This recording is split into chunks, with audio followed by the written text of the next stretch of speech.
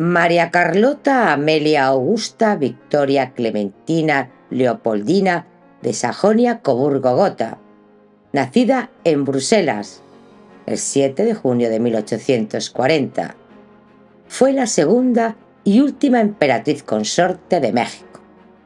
Ella es Carlota de México. Narrado por Mónica, para voz de mujer.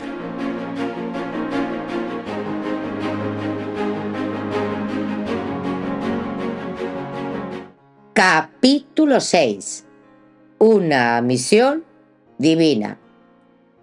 El 10 de agosto de 1864, con una pluma que destilaba optimismo, Carlota escribió a su abuela, la reina María Amelia: Max salió hoy hacia un viaje por el interior, que espero que no sea demasiado largo, pero seguramente reportará felices resultados. Las operaciones militares están muy avanzadas. El progreso de la opinión pública es inmenso. Max, estimado y respetado desde el primer día, ahora es adorado. Los miembros del Partido Republicano dicen que, aunque no son monárquicos, son maximilianistas. En aquellos primeros días, y embriagado por las noticias que recibía, Napoleón III también se mostraba eufórico en su palacio parisino y no dudó en proclamar, con la gran grandilocuencia que le era propia, lo siguiente: en México el nuevo trono se consolida, el país se pacifica, sus inmensos recursos se desarrollan. Gracias al valor de nuestros soldados, del buen sentido de la población mexicana, de la inteligencia y la energía del soberano. Un coro de voces que desde la distancia construían una realidad a su medida. Pero la realidad, siempre más compleja y brutal que la fantasía, era que Maximiliano aún no había nombrado a todo su equipo de gobierno, y su nulidad como estadista, su profunda ineptitud para la política real, resultaba cada vez más evidente. Con la quimérica esperanza de reconciliar a los mexicanos, había elegido un gabinete con una mayoría de liberales moderados, una decisión que provocó el descontento de su mayor apoyo, los conservadores, aquellos que habían clamado por su llegada. Entre ellos, no solo no se entendían, sino que sus celos y rencores personales impedían que los proyectos más elementales avanzaran. Un pantano de intrigas y vanidades. Un destacado miembro del Partido Conservador, uno de los artífices de su investidura, escribió sobre el gabinete imperial con una mordacidad que no ocultaba su desilusión.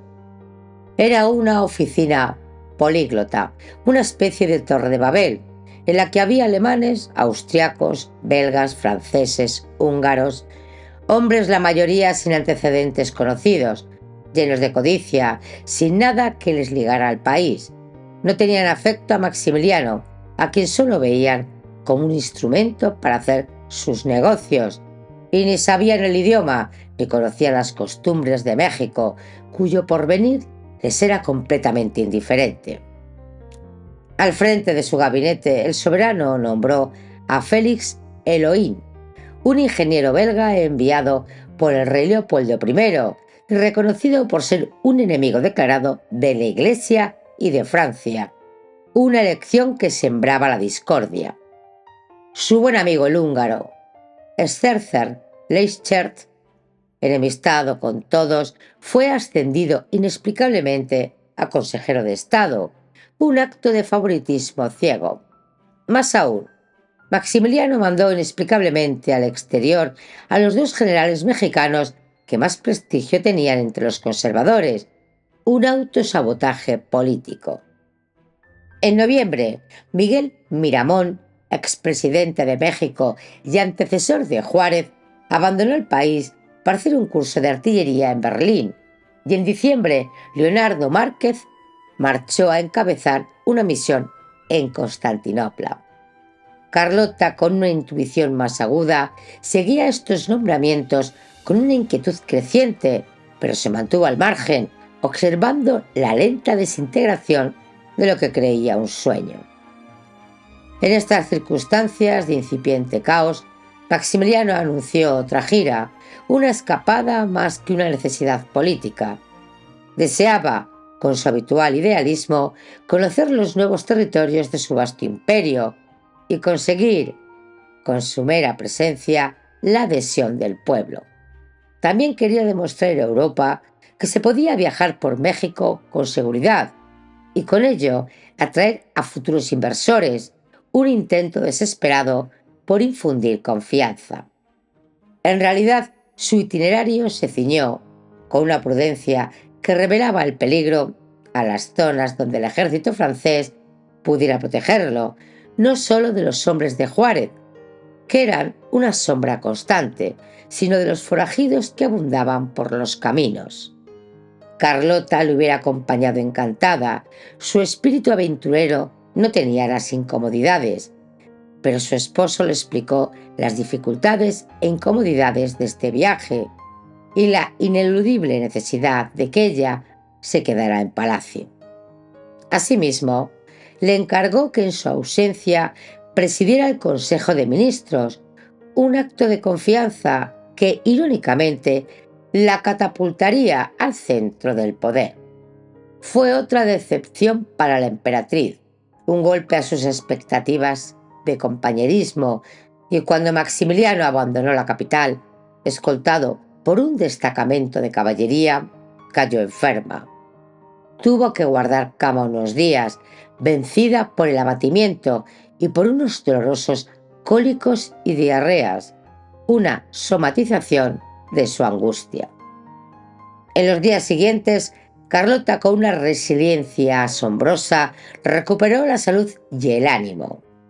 Siguiendo las instrucciones del emperador, asumió el poder con una determinación férrea y desempeñó las funciones de gobierno con una eficacia que asombraba a todos. Vestida siempre de riguroso gris, sin adornos ni joyas, que solo utilizaba en fiestas y actos oficiales, su severa presencia imponía respeto. Se tomó muy en serio su cometido. Su sentido del deber era inquebrantable y todos se quedaban asombrados de su carácter firme y disciplinado, de sus cualidades masculinas, cuando pensaba que no era más que una joven princesa belga criada entre algodones, un estereotipo que ella demolía. Lo que ignoraban es que Carlota había sido educada para gobernar, al igual que sus hermanos, y estaba formidablemente capacitada para hacerlo. En pleno siglo XX, en un país como México, donde las mujeres vivían relegadas a un segundo plano, fue un escándalo que la emperatriz tomara las riendas del imperio, una transgresión audaz de las normas sociales. Poco a poco fue asumiendo más responsabilidades, pronunciaba discursos con una elocuencia sorprendente, inauguraba escuelas con una visión de futuro y mantenía reuniones con los diplomáticos, destacados cargos militares, dominando el arte de la política. Fue la única mujer que gobernó México, un hito histórico. Unas décadas más tarde, el Scribner Magazine publicó, con lucidez retrospectiva: Maximiliano era tal vez el peor gobernante que pudieran haber escogido para México sin sentido práctico. No solo era incapaz de ver las cosas con claridad por su cuenta, también era incapaz de rodearse de consejeros inteligentes. El país necesitaba un gobernante guerrero, práctico, perspicaz, duro. Maximiliano era un príncipe tradicional.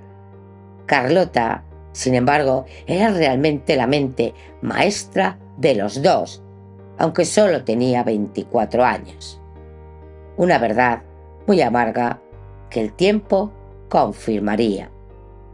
La emperatriz se levantaba a las 5 de la mañana, en la quietud de la madrugada, hacía sus rezos con devoción y dedicaba un tiempo a la meditación, buscando la paz interior antes del torbellino del día.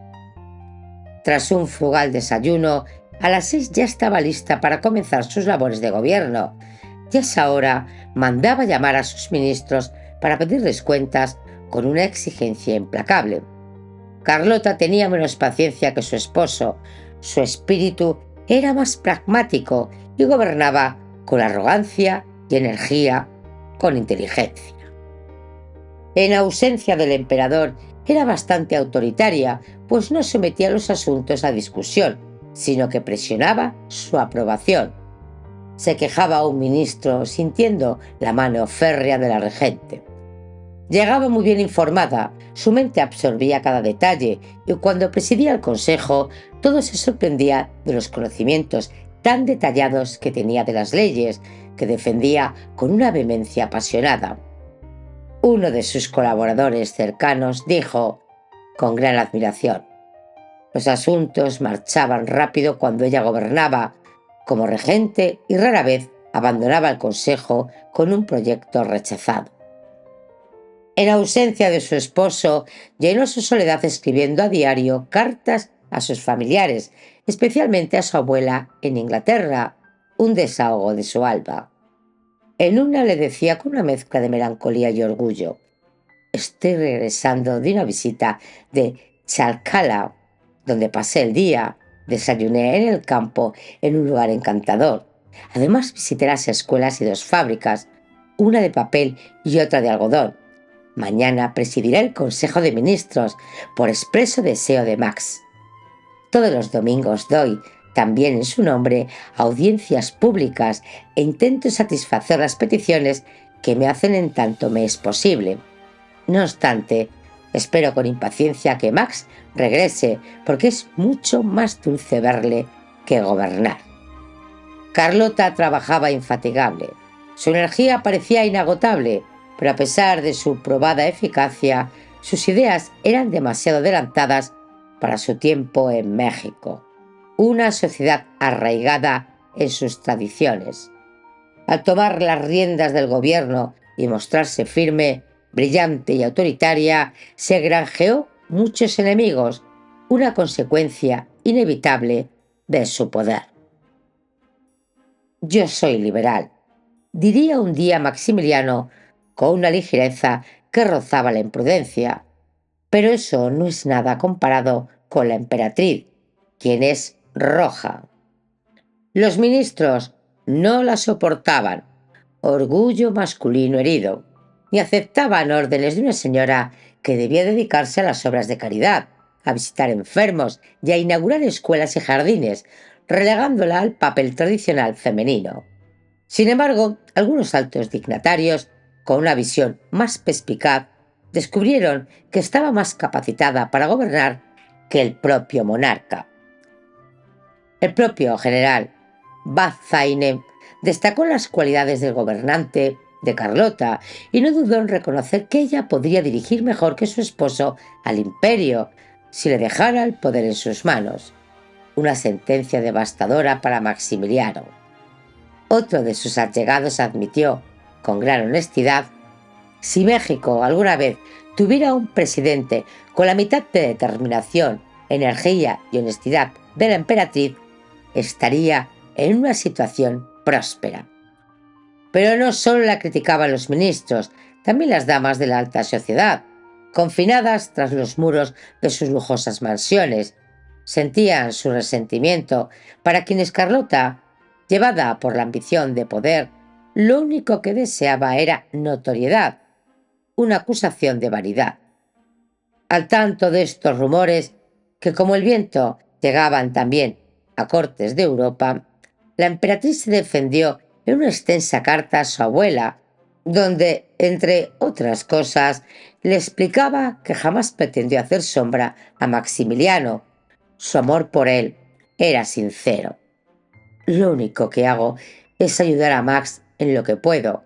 En este momento actúo como jefe de gabinete en servicio extraordinario, pero lo único que hago es ahorrarle trabajo y aunque lo haga bien o mal, nunca alardeo con nadie.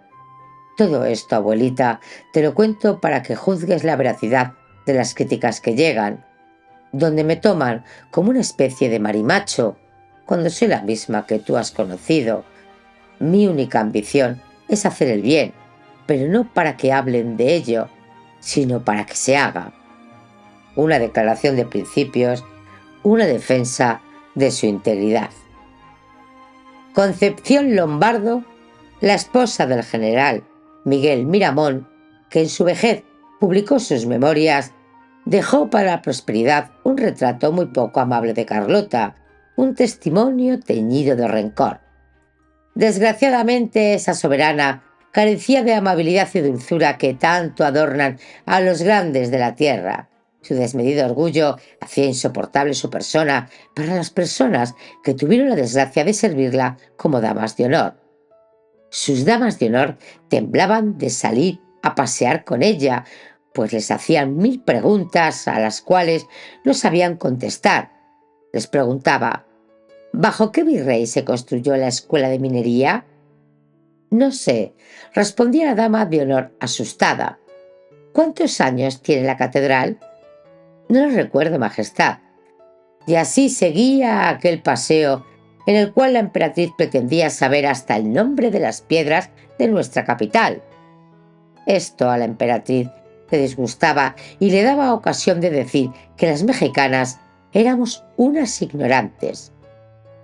Molestas por la cultura y la preocupación de la emperatriz, que las hacía quedar a ellas como tontas, corrían muchas anécdotas como estas para demostrar que se sentía superior a todas las damas que la rodeaban, una barrera invisible de intelecto. Y no solo recibía estas críticas venenosas, había otras que la atormentaban mucho más, puñaladas en lo más íntimo de su ser. El hecho de que aún no se hubiera quedado embarazada tras casi 8 años de matrimonio provocaba tanta extrañeza en la corte, una fuente inagotable de cotilleos, que no cesaban los rumores sobre su salud o su posible esterilidad, una afrenta a su feminidad y a su papel como emperatriz. Aunque en público jamás mostraba sus sentimientos, su rostro era una máscara de dignidad. A menudo sus damas de compañía la encontraban triste, llorosa y pensativa, una sombra de melancolía que se posaba sobre ella. Justo un mes antes, había recibido la noticia de que su hermano mayor, Leopoldo, el duque de Brabante, había sido padre por tercera vez, y en esta ocasión era una niña, que entre otros nombres llevaría el suyo. Sin embargo, me hubiera gustado que fuese otro niño. Nosotras las mujeres, cuando venimos al mundo, parecemos, en general, entremeses. Esta expresión daba su frustración. Con frecuencia recibía cartas donde se anunciaba la llegada de nuevos miembros de la familia en Bélgica y en Austria, recordatorio constante de lo que le faltaba. Ella agradecía el detalle y que le enviasen fotografías de los niños, pero en su interior sentía una gran frustración, una herida abierta en su alma. Fue en aquellos días cuando recibió una nota de Maximiliano, quien aún seguía ausente recorriendo el interior del país, que le causó un gran disgusto, un dolor inesperado.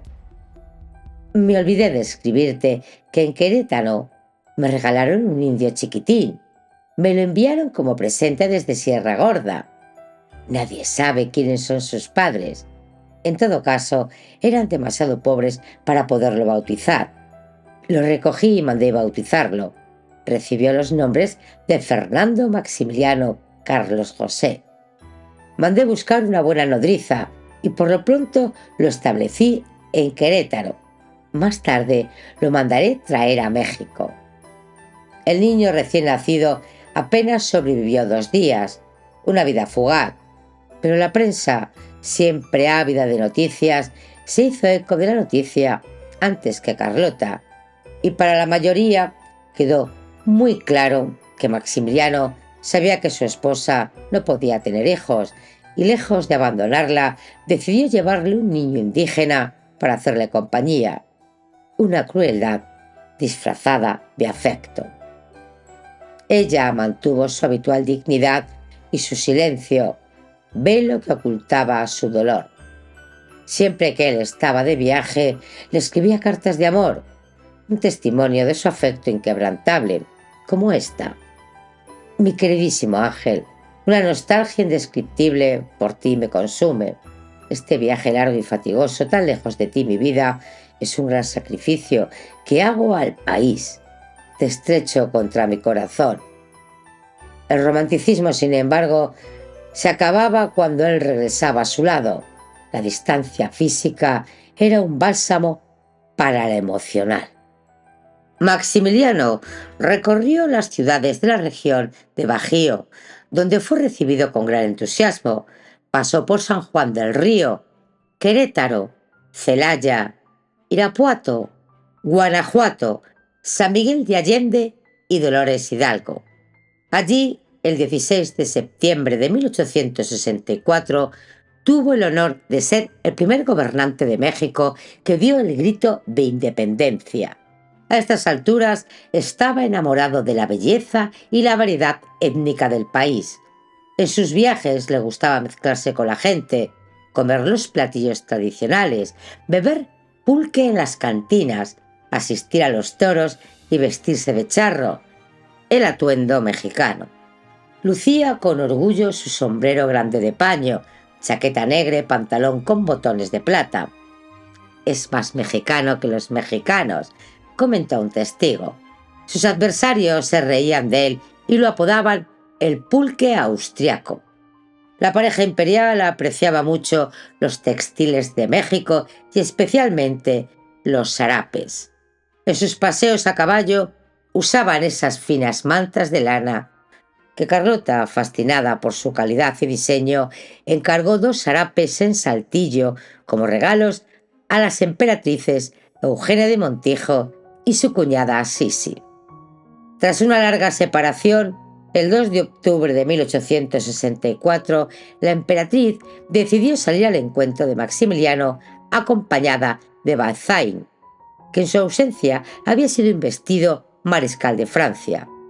Llevaban alejados más de 2 meses y medio y estaba impaciente por reunirse con él. El matrimonio se encontró en Toluca y se mostraron en público muy alegres y emocionados de volver a verse. Maximiliano le presentó a Carlota al comandante de Estado Mayor francés Joseph Loisel, un oficial discreto y leal, que se ganó la confianza del emperador durante su viaje a lo largo de su nuevo imperio. Al día siguiente, cuando paseaban a caballo por los alrededores de la ciudad, de repente vieron a un grupo de hombres avanzar hacia ellos. Eran guerrilleros de los que abundaban por la región, pero también podían tratarse de republicanos. Enseguida fueron perseguidos por los soldados franceses, quienes no pudieron atraparlos. Para Maximiliano fue evidente la inseguridad que aún existía en todo el imperio, donde los secuestros, saqueos y asaltos estaban al orden del día. Pese a que el mariscal Bazaine lo tranquilizaba, asegurándole que las tropas francesas ocupaban la parte central y meridional del país, arrebatando cada vez más territorios, aún quedaba un largo camino por recorrer por la verdadera pacificación que exigía Francia. Cuando llegaron a la capital, les esperaba una noticia que sumió a ambos en el desánimo. Napoleón III reclamaba que 10.000 soldados franceses regresaran a casa. El anuncio de la marcha de una importante parte de las tropas de ocupación cayó como un jarro de agua fría. Según el Tratado de Miramar, los soldados comenzarían su progresiva retirada cuando Maximiliano hubiera formado su propio ejército, pero hasta la fecha el emperador, que odiaba la sangre y la violencia, había tenido otras prioridades. Unos días más tarde, Carlota sintió una gran alegría. Su padre, el rey Leopoldo I, decidió colaborar en la aventura mexicana de su hija, enviándole 1.200 legionarios belgas para integrarse a su guardia personal. No eran soldados para combatir en el ejército, sino voluntarios encargados exclusivamente de su seguridad. Al frente de la Guardia de Honor de Su Majestad se encontraba su comandante en jefe, el barón Alfred van der Smisser. Era un veterano militar belga de 41 años, viril y con un llamativo bigote imperial, que tenía fama de duro e indomable. En la emotiva carta que esa noche Carlota le escribió a su querido padre, agradeciéndole la llegada de estos jóvenes para protegerla, no le dedicó ni una línea a Van de Smissen, con quien más adelante establecería una estrecha relación que tuvo graves consecuencias para ella. En agosto de 1864 llegó a México el enviado especial del Papa, Monseñor Meglia. Tenía fama de poseer un carácter obstinado y poco conciliador. El nuncio les entregó una carta de Pío IX que pedía abolir las leyes de la Reforma decretadas por Juárez que separaban la Iglesia y el Estado. Los puntos más relevantes eran restituir de manera inmediata los bienes expropiados a la Iglesia y que sólo se reconociera la religión católica en todo el territorio. Maximiliano, exasperado tras leer estas exigencias, se negó a ver al nuncio. No hubo forma de hacer entrar en razón a Monseñor, que con su actitud prepotente sacó de quicio a Carlota, quien confesó que sintió ganas de lanzar al clérigo por la ventana. Ante la intransigencia del prelado, la emperatriz se reunió a solas con él para intentar convencerle. Pero Meglia no solo se aferró a sus ideas, sino que acabó diciendo que había sido el clero el que había construido el imperio. A este comentario, que Carlota recibió como un insulto, ella le respondió desafiante: «Un momento, no fue el clero, sino el emperador quien hizo el imperio el día que llegó aquí». El nuncio se marchó de la sala dando un portazo y regresó a Europa sin despedirse de sus majestades. En febrero de 1865, Maximiliano publicó un decreto confirmando las leyes de Juárez, entre ellas la nacionalización de los bienes del clero, la libertad de culto y el matrimonio civil. Para muchos estaba claro que el imperio seguía los pasos de la República. Con estas medidas, el emperador declaró la guerra total a la Santa Sede y a los conservadores más católicos, que se mostraron indignados y les dieron la espalda. El clero mexicano, que en un principio estaba de su lado, comenzó a llamarlo el emperador. En París, la emperatriz Eugenia, profundamente devota del Papa, censuró las medidas de Maximiliano y culpaba principalmente a Carlota del mal resultado de la entrevista con el nuncio apostólico. El conflicto con Roma me preocupa y en tanto que no sea resuelto, mi corazón permanecerá lleno de tristeza, le escribió la emperatriz.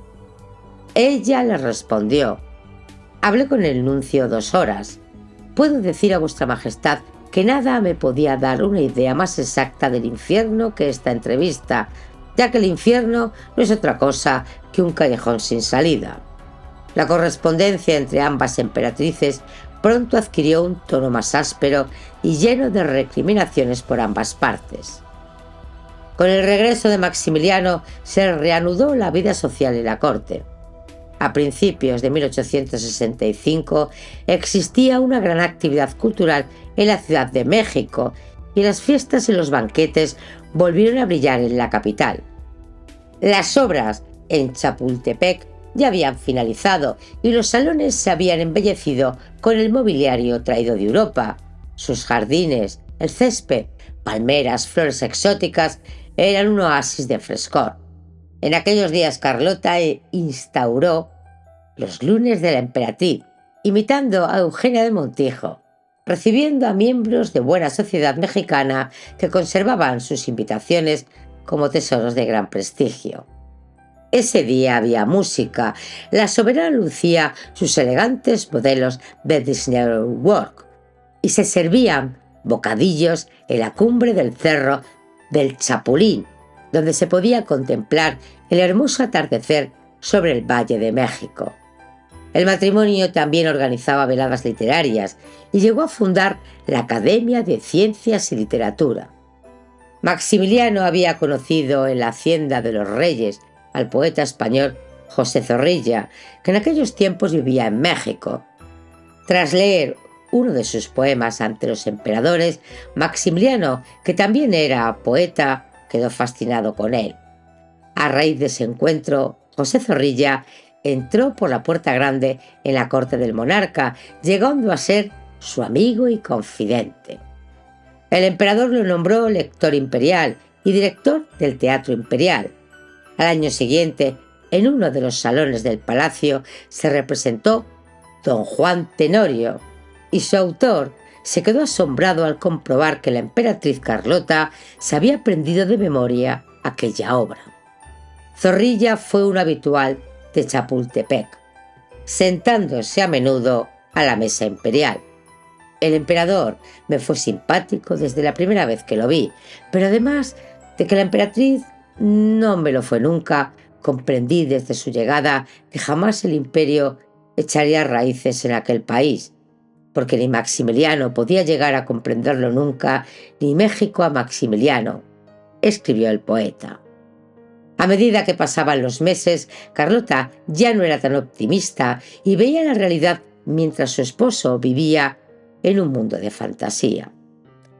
El 9 de abril de 1865 acabó la Guerra de Secesión de Estados Unidos y al ganar el norte, que se oponía a una monarquía en México, la continuidad del Segundo Imperio estaba seriamente amenazada. Tras el asesinato de Lincoln, apenas unos días después, su sucesor, el presidente Johnson, solo reconoció la República Mexicana y a Benito Juárez como su legítimo gobernante. Estas noticias inquietaban a la emperatriz, quien al año siguiente de su llegada a México, llevada por el pesimismo y la frustración, confesó: «Nadie está contento con nosotros. Los conservadores que nos apoyaron antes encuentran ahora muy liberal a Maximiliano, mientras que los liberales le llaman tirano. Los franceses promueven disgustos diarios porque estiman que el emperador no tiene en cuenta los intereses de Francia. El representante del Vaticano también se ha disgustado con nosotros y nos amenaza con una ruptura con la Santa Sede si no damos inmediata satisfacción a las pretensiones del clero mexicano. Otros muchos que en Miramar nos ilusionaron con el país no solo no nos han acompañado, sino que prefieren la vida placentera de Europa y reclaman tierras y cuantiosas indemnizaciones. Nos prometieron que encontraríamos la paz a nuestra llegada, pero nada más lejos de la realidad», declaró. Las relaciones con el mariscal Archie Van Zant tampoco atravesaban por su mejor momento. El emperador mexicano se quejaba de la ineficacia de sus tropas y de la lentitud con que se pacificaba el país, mientras Carlota le escribía a la emperatriz Eugenia opinando que daba la impresión de que tantos honores otorgados al mariscal parecían haberlo sumido en un profundo letargo. Pronto la pareja imperial descubrió que el problema del comandante en jefe de las fuerzas francesas era que estaba perdidamente enamorado. Van Zant, viudo y de 54 años, había conocido en un baile a la señorita Pepita Peña y desde entonces solo pensaba en ella. El romance era la comidilla de la corte porque la hermosa Pepita tenía 17 años, pero el militar estaba decidido a casarse con ella. Cuando anunció la boda, Carlota escribió en sus diarios: «Parece un indolente moscardón que devora con los ojos a aquella novia infantil. ¿Por qué los hombres de este tipo parecen tan demoníacos cuando están enamorados?». Maximiliano y Carlota, para aliviar asperezas con el mariscal, aceptaron ser los padrinos de la boda, que se celebró por todo lo alto en el Salón de los Embajadores del Palacio Imperial en el Zócalo. También cedieron a los recién casados, mientras vivían en México, el Palacio de Buenavista, uno de los edificios neoclásicos más hermosos de la ciudad. Pero todas estas atenciones no evitaron que Van Zant continuara enviando a Francia informes sobre la ineptitud del emperador e intrigando a sus espaldas. Sin embargo, Pepita Peña sentía una enorme devoción por Carlota y se convirtió en un gran apoyo para ella en los momentos más difíciles y cuando se encontraba muy sola. En abril de 1865, Maximiliano, para celebrar el primer aniversario del imperio, de nuevo salió de gira por el país y dejó a Carlota el frente del gobierno. Ella ya había demostrado su eficacia y al separarse le escribió: «No te preocupes, Le he dicho a Banzein que cuente conmigo si las circunstancias requieren de su presencia en el frente. Denme algunos buenos soldados y 1 o 2 oficiales capaces, y puedo enfrentarme a cualquier situación. Carlota se consideraba capaz de conducir un ejército si era necesario. La emperatriz se entregó con alegría y responsabilidad a sus nuevas tareas de regente. Pero en esta ocasión, antes de partir Maximiliano, había dejado por escrito unas largas instrucciones que limitaban sus poderes. Presionado por los ministros que no estaban dispuestos a acatar de nuevo las órdenes de una mujer, o celoso por los buenos informes que el mariscal Banzein enviaba a Francia sobre su esposa, restringió sus actividades a las inauguraciones y actos benéficos. A partir de ese instante, los documentos del gabinete eran presentados a Carlota, pero la firma quedaba reservada al emperador. Su esposa podría presidir en su nombre el Consejo de Ministros y conceder audiencias públicas, pero la última palabra la tendría él. Maximiliano ya había manifestado la opinión que tenía sobre el sexo femenino en sus reflexiones y no estaba dispuesto a que ella le hiciera sombra. Las mujeres tienen por lo general más tacto, imaginación y finura que los hombres, pero nada de lógica ni de razón. Discutir con ellas es perder el tiempo. Semejante humillación pública no pareció afectarla. Por el contrario, durante las ausencias del emperador, ella siempre aprovechó para emprender proyectos sociales. Decretó, entre otras cosas, leyes que garantizaban la educación primaria gratuita y obligatoria. Además, fundó escuelas y academias. Ahora su prioridad era poner sobre la mesa un asunto que ya hacía tiempo deseaban legislar los emperadores. Desde su llegada a México se habían quedado sobrecogidos por el trato inhumano y la explotación que sufría la mayoría de la población.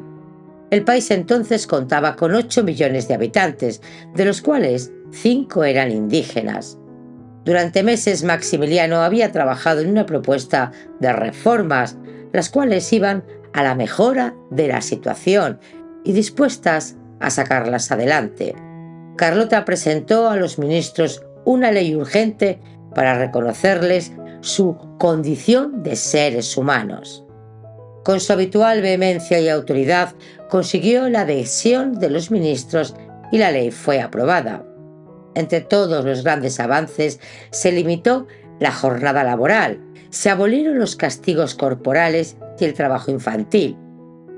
Al salir del consejo, exultante, escribió en tono triunfal a su esposo: «Han sido adoptados todos mis proyectos, el de los indios, después de haber provocado un estremecimiento en el momento de su presentación, y fue aceptado con una especie de entusiasmo.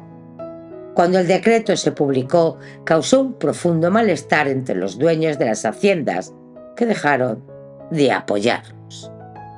Al acabar su gira, Maximiliano le propuso a su esposa reunirse con ella en Puebla, pues consideraba que causaría muy buena impresión celebrar allí el cumpleaños de Carlota. El viaje se había demorado más de lo previsto debido a que el emperador, siempre delicado de salud, había estado enfermo de disentería o la venganza de Montezuma, como así la llamaban. El 6 de junio de 1865, la pareja imperial se encontró en la hermosa ciudad colonial que siempre los recibió con gran hospitalidad. Él había llegado el día anterior acompañado del secretario Blasio, quien en sus memorias describió el extraño comportamiento de su majestad. Visitó Maximiliano después del almuerzo las habitaciones que se habían preparado para su imperial consorte y se mostró muy satisfecho al ver el magnífico lecho matrimonial con pabellón de finísimos encajes y de cintas de seda que para la augusta pareja se habían preparado. Pero tan luego que se alejó nuestro anfitrión, su majestad ordenó a las camaristas que buscasen una habitación distante de la recámara imperial y allí armasen su famoso catre de viaje plegable. No solo Blasio, sino las personas de su entorno más cercano eran incapaces de comprender el misterio que rodeaba la intimidad de los emperadores. A estas alturas resultaba evidente que algo extraño ocurría en el matrimonio, tal como anotó Blasio. Ni en Puebla ni en México, ni en el Palacio Imperial de Chapultepec dormían juntos los soberanos, y esto no podía escapársele a la servidumbre, porque las camaristas de la emperatriz dormían cerca de ella, y los del emperador en la pieza contigua en que reposaba su majestad. De todos los rumores, lo que más daño hizo a la emperatriz fueron las sospechas que corrían por la corte de que era estéril. Maximiliano tenía 33 años, ella 25. Aparentemente formaban una buena pareja llena de complicidad, pero llevaban 8 años casados y no tenían descendencia. La necesidad de tener un heredero al trono resultaba cada vez más apremiante. Cuando llegaron a México, sabían que una de las prioridades era fundar una dinastía y adquirieron por escrito el compromiso de que el emperador de México designaría un heredero en un plazo de 3 años, en caso de que en ese tiempo no tuviera descendencia. Carlota aún tuvo que afrontar otro nuevo golpe cuando a principios de septiembre de 1865 su esposo, sin consultarle a ella, le anunció su decisión de adoptar a Agustín de Iturbe, un niño de 2 años, nieto del primer y malogrado emperador de México. Su madre, Alice Green, estadounidense, se negó a separarse de él, pero finalmente los demás miembros de la familia Iturbide la presionaron para que aceptara entregar a su hijo. Para que el pequeño no estuviera solo, le buscaron un compañero, su primo Salvador, de 15 años, y los dos quedaron al cuidado de su tía Josefa, que se trasladó con ellos al castillo de Chapultepec. La abuela de Carlota se enteró por la prensa de la noticia y le pidió a su nieta una explicación. Ella le respondió en una carta: varios miembros de la familia del emperador Iturbide han sido elevados a rango de príncipes. No es más que un acto de justicia de parte de un emperador reinante que toma bajo su protección a los descendientes de un emperador destronado que no tenía sangre real. Tenemos en el castillo, en espera de que se les prepare otra morada, a la princesa Josefa Iturbide, educada en Estados Unidos, y al pequeño Agustín de 2 años, fresco y rosado, no muy bien educado hasta ahora. A los miembros de la familia Iturbide no solo se les concedió rango de altezas reales y una generosa compensación económica, sino que se les hizo creer que su hijo sucedería a Maximiliano en el trono de México. Lo que Carlota nunca contó a sus familiares fue que a ninguno de los pequeños Iturbide se les adoptó legalmente. En realidad, la familia recibió $500,000 por la entrega del niño y a cambio Carlota tuvo que aceptar la tutela de su tía Josefa, quien se encargó de la educación y el cuidado de Agustín. La emperatriz nunca quiso a este niño ni se ocupó de él, y tampoco lo llegaron a considerar como un digno heredero de la corona de México. El pequeño la llamaba Mamá Carlota, una expresión que más adelante se utilizaría en canciones populares para burlarse de su posible embarazo. El príncipe Agustín de Utirbe fue devuelto a su madre tras el desmoronamiento del imperio. A principios de noviembre de 1865, Maximiliano se preparó para organizar un nuevo viaje a la remota provincia de Yucatán. Esta vez tenía planeado que la acompañara Carlota, pero en esa época del año las carreteras eran casi intransitables y para llegar a esa provincia había que ir a Veracruz y desde allí en barco a Mérida. Sus consejeros le advirtieron de que su viaje podría ser interpretado por sus súbditos como una huida de la capital en un momento muy delicado. Presionado por Napoleón, que le pedía mayor firmeza para salir del estancamiento en el que se hallaba la situación de México, Maximiliano publicó un decreto según el cual todo rebelde al que se encontrara con armas en la mano sería fusilado en el acto, sin juicio previo. El emperador, que era de talante pacifista, tomó esta decisión empujado por los que le reprochaban ser excesivamente débil, un pobre fantasma de soberano, como le apodaba el general francés. El resultado fue un baño de sangre. Por toda la nación hubo detenciones arbitrarias y ejecuciones sumarias contra los rebeldes. Mientras, Carlota por primera vez viajó sola por el interior del país y su estancia en Yucatán fue la temporada más feliz de su vida, a pesar de las secuelas que le dejó su salud. En la madrugada del 4 de noviembre de 1865, la emperatriz y un cortejo de 5 carruajes partió en dirección a Veracruz, a 6 días de distancia de la capital. La acompañaban 2 ministros, un embajador, un capellán, un médico, 2 damas de honor y el ingeniero belga Félix Eloín. Al día siguiente de su partida, Maximiliano se sentía perdido, como en todas sus separaciones. Entonces escribió: «Cuanto más te alejas, más te añoro y más melancólico me siento. Vago como un alma en pena por las salas vacías, y para empeorar la depresión el tiempo es glacial». Al poco de irse Carlota, enfermó y el médico le prescribió hierro y quinina para combatir la melancolía. Viajar a Yucatán en la segunda mitad del siglo XIX suponía una peligrosa aventura. Esa inmensa región constituía un universo aparte, lleno de frondosas junglas habitadas por jaguares, serpientes venenosas y espléndidas ruinas ocultas de los antiguos mayas. El clima resultaba sofocante y muy insalubre. Abundaban las fiebres y las enfermedades. Pocos europeos se aventuraban por esas tierras habitadas en su mayoría por población indígena. Carlota afrontó con gran entereza tormentas tropicales, carreteras repletas de barro, ataques de insectos y la inseguridad de los caminos donde los asaltos eran habituales. Al llegar a Veracruz, le esperaba a la majestuosa corbeta austriaca Dandolo, que ella decidió navegar en un barco local, y en su diario de viaje reconoció que fue la travesía más horrorosa de todas las que había hecho. Al día siguiente llegó a Mérida, la capital de Yucatán, una ciudad colonial blanca y llena de encanto. A Maximiliano le escribió: «Parece todo tan bello, tan pacífico y tranquilo, comparado con la Ciudad de México, que uno empieza a creer en el ser humano otra vez. La gente nos da la impresión de ser tan buena, dulce y franca». Carlota había recuperado la alegría después de las tensiones de los últimos meses. Maximiliano le había dado instrucciones detalladas. Entre ellas, sabía que había movimientos para declarar la independencia en el estado de Yucatán. Ella llevaba consigo propuestas de leyes para conseguir la adhesión total al imperio y la posibilidad de instaurar un virreinato.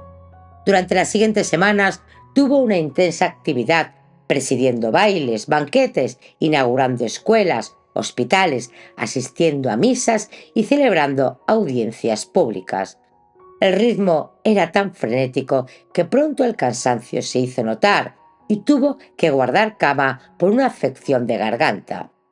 Después, ya recuperada, y a pesar del calor y la humedad sofocantes, continuó visitando fascinada las ruinas de los templos, los palacios mayas ocultos entre la espesa vegetación. El viaje fue una de las experiencias que Carlota jamás olvidaría, pero allí sufrió sus primeras crisis nerviosas y delirios de persecución.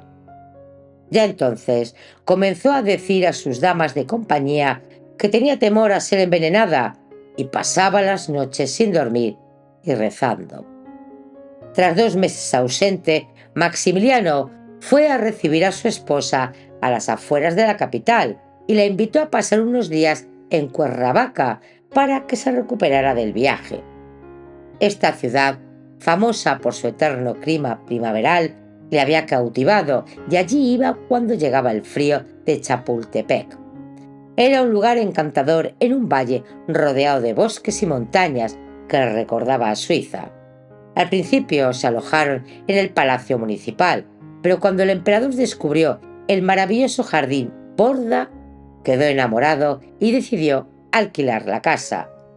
La vivienda principal sería una residencia de campo, donde pasaba 2 semanas cada mes disfrutando del buen clima y de un ambiente más relajado y libre de la corte. Mientras el imperio estaba al borde del colapso total, Maximiliano se dedicó a restaurar la Quinta Borda, como así se llamaba, a desbrozar un gran jardín y a limpiar las veredas. Ya instalado, le describió a su amiga, la baronesa de Windsor, este idílico lugar. En este feliz valle, pocas horas alejado de la capital, vivimos en medio de un jardín frondoso en una apacible quinta sin pretensiones. En la terraza cuelgan nuestras hamacas y mientras los pájaros multicolores nos encantan con sus trinos, nos hundimos en los más dulces sueños. Más tarde mandó construir en un rancho de Apacancingo una villa de descanso que llamó Olindo y que le obsequió a Carlota como refugio, aunque ella nunca pudo disfrutarla. Así se lo contaba Carlota en una carta a la emperatriz Eugenia. Desde hace 15 días estoy en Cuernavaca, un sitio encantador que une al atractivo de los trópicos un calor que hace bien y del que nos hemos visto privados desde hace mucho tiempo en nuestra residencia del altiplano. Al emperador que vino a reunirse conmigo le agrada mucho Cuernavaca, porque aquí puede trabajar más tranquilamente. Para él es el Biarritz.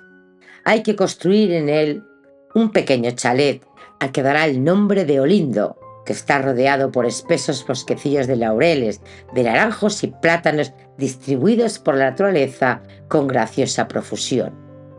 En Cuernavaca la emperatriz descansó unos días y cuando parecía que se encontraba más animada, llegó una triste noticia con un mes de retraso. El 6 de enero de 1866 le informaron de la muerte de su amado padre, el rey Leopoldo I, en Laeken. Había fallecido a los 74 años, en brazos de su amante oficial Arcadia Claret, que lo cuidó hasta el último suspiro. La pareja partió enseguida a Chapultepec y en la corte mexicana se dispusieron 3 meses de luto.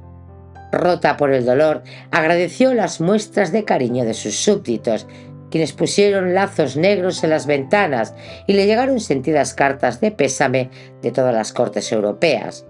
El general Van de Smisser se presentó de manera inesperada en el castillo para ofrecer sus condolencias a la emperatriz. Su presencia fue un gran apoyo en aquellos duros momentos. Este militar, que casi le doblaba la edad, de aspecto viril y carácter irascible, era amigo íntimo del rey Leopoldo y compartió con Carlota sus recuerdos y anécdotas.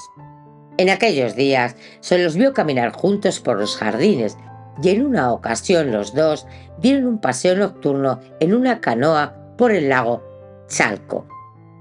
Los rumores de esta relación tan estrecha llegaron al emperador, que se encontraba ausente, y enseguida tomó medidas para alejarlo de su lado. Envió al barón Van de Smisser a sus legionarios belgas a la legión de San Luis de Potosí. Carlota se quedó de nuevo sola y sumida en una profunda melancolía.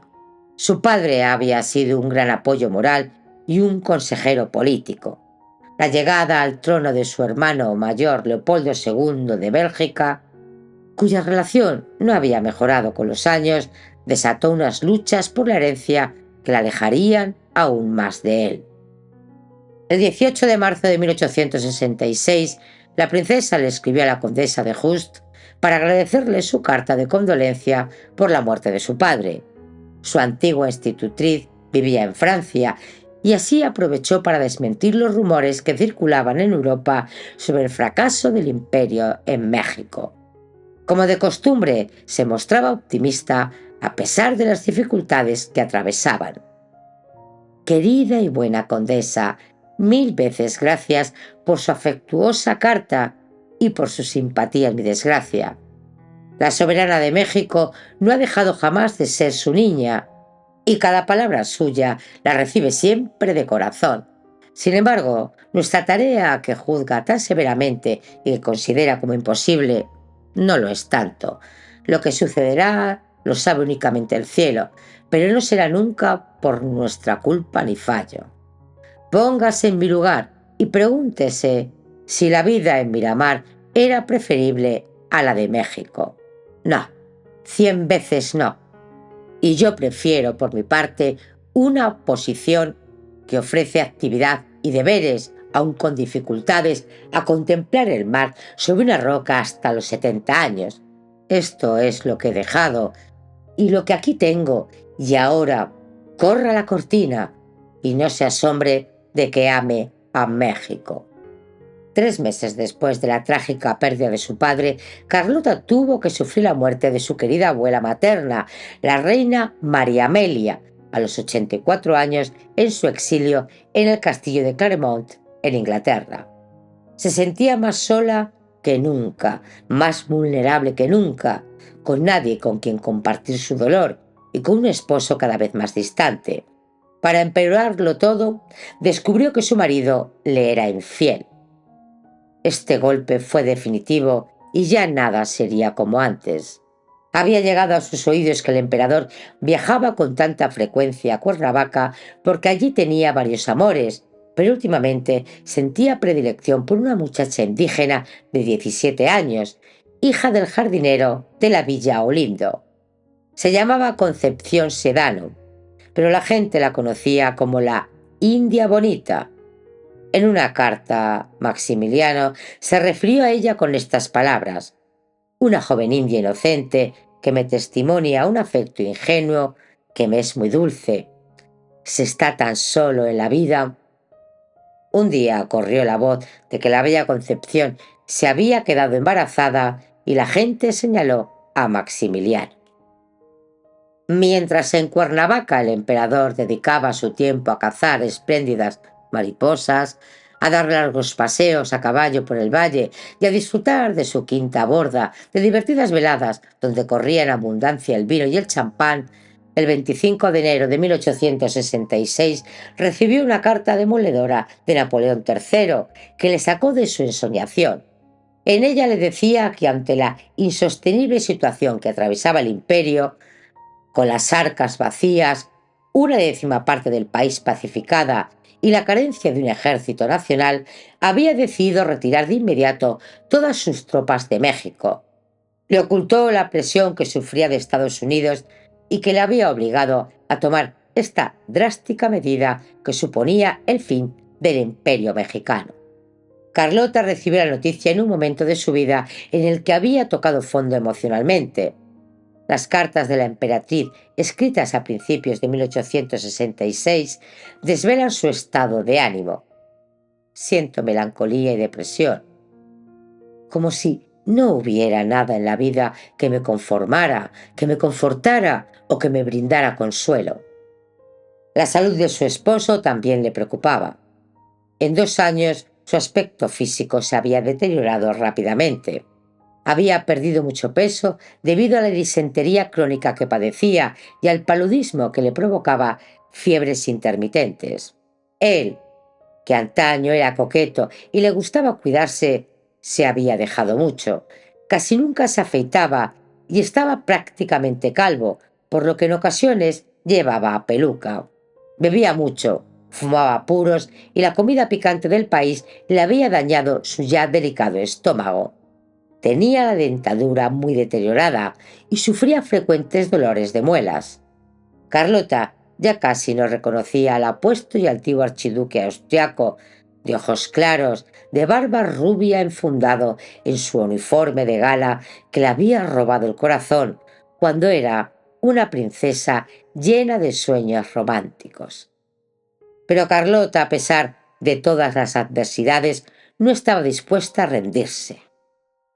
De manera inesperada, anunció Maximiliano que iría a Francia a exigir a Napoleón que cumpliera su palabra y prolongara la presencia francesa en México. El emperador, cansado y enfermo, aceptó su propuesta.